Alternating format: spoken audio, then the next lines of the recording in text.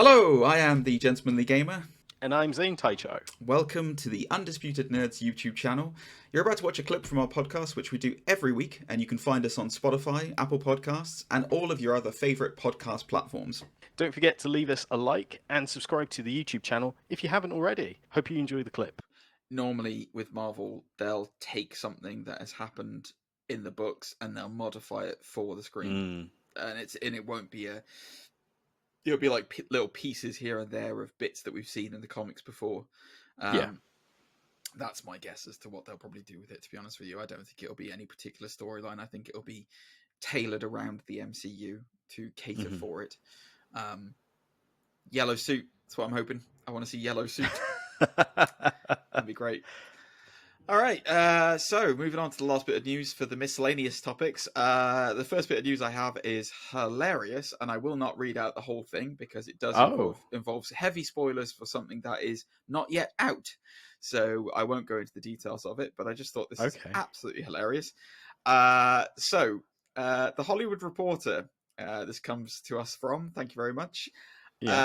Stranger Things season 4. It is coming out next week. It is coming out on the same day as Obi-Wan Kenobi. So, Zane, season 4 is just over a week away. However, the merchandise for Stranger Things has hit the shelves already. And have Lego done it again? Not Lego this time. This one's even more funny. There is a tie-in Monopoly game that has spoiled some major plot points. No. It's hit shelves before penultimate season has hit the screens. It looks like a few people have temporarily paused their D&D campaigns in favour of picking up a new Stranger Things Monopoly game that ties into the upcoming 4th season.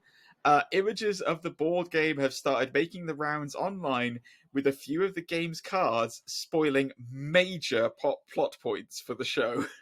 What? A Reddit thread has been created about the leak, claiming the game was purchased at a nationally recognized retailer and purchased fair and square by a consumer. Nobody stole it. Nobody leaked a sample. Many people have been sharing the cards online and theorizing about the upcoming events. The Duffer Brothers are said to have had a total meltdown about the leak spoilers, as sources claim that they were never consulted about the game and certainly didn't approve of it being released ahead of season 4, regardless of whether or not it was meant to be, as they like to maintain a certain level of secrecy around the show.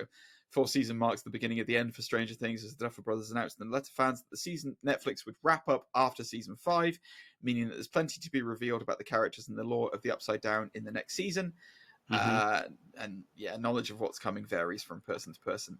So now I will say right now, I really think that companies do need to get a better handle on their merchandise and marketing for these kinds of things, because so many times we've had so many things spoiled from Lego sets, or as you said, or from Funko Pops or stuff from that, just with like concepts or ideas.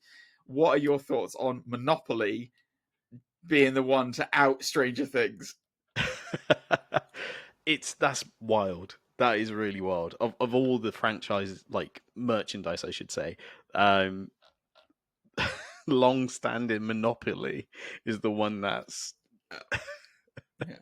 Monopoly's the one that killed 11. Wow.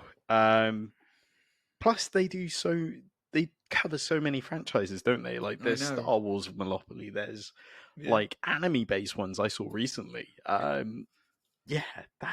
wild. It's hilarious. It's absolutely hilarious. Anyway, moving on.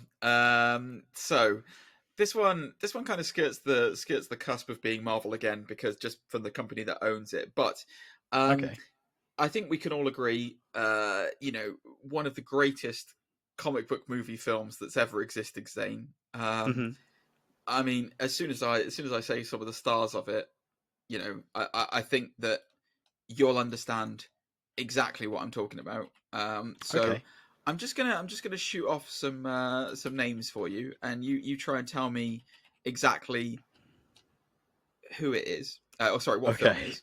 So John Fashanu. John Fashanu, obviously, he's in everything. Petter Wilson, Stuart Townsend, Jason Fleming. You still not getting it? No. Richard Roxburgh. You want one more, and this is the one that you'll get it on? Okay. Sean Connery. League of Extraordinary Gentlemen. I am, of course, talking about the fantastically awful League of Extraordinary Gentlemen. It's coming back, baby. Apparently, the League of Extraordinary Gentlemen is being rebooted for Hulu, THR reports.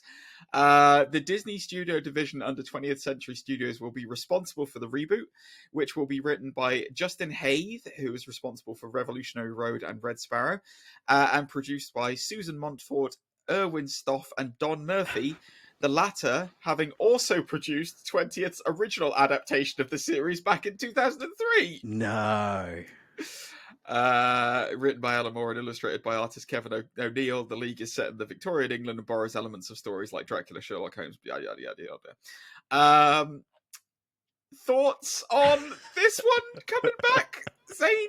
I'll tell you what, I was actually, I will say this just before, because the book itself is incredible. Like, if you haven't read League of Extraordinary Gentlemen, he did a number of them. They range from fantastical to really horrific bits in it. I think it did win the National Comics Award, I think, in '99 for the best comic.